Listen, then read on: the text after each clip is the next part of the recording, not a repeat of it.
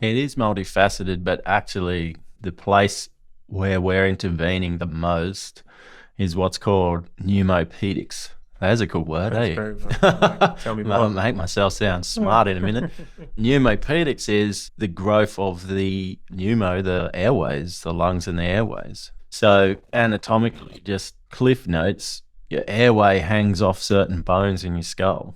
So by that I mean a pharyngeal airway, but you've got a nasal airway as well, which is very important too. And there's an epidemic of blocked noses out there.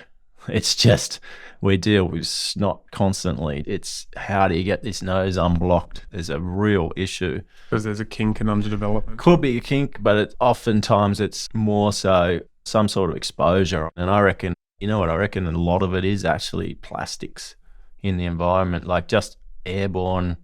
And that's probably it. I don't have a heap of proof standing behind me, but just the off-gassing. So what you get, plastic chairs, plastic toys, polyester furniture, polyester carpets, polyester clothes, polyester bedding.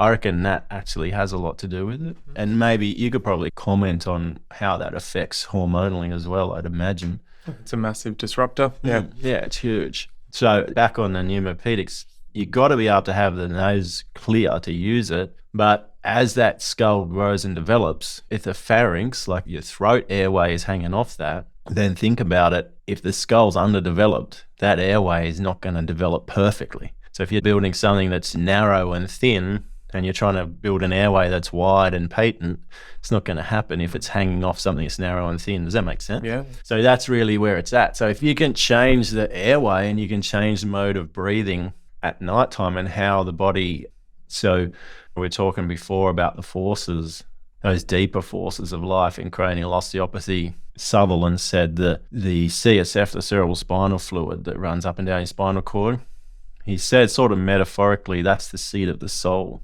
I believe that. Like, I work with that fluid every day, and I think if you can get that, there's a linchpin for me. Like he said, intelligence with a capital I lives in that fluid.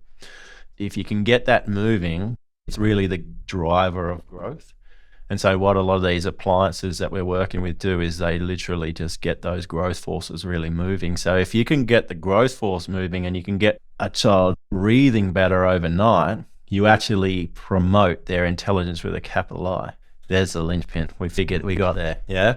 So it's like, that's really my deeper goal, is to help kids realize their intelligence with a capital I, and then all that crap that bombards them. Because I mean, when I was a kid, I had 2 TV channels, and the Sydney Morning Herald my dad used to buy, and I don't know, just look at the TV program for those 2 channels, and that was about the length. We had Pizza Hut ads and all that stuff that came to us, but totally different now.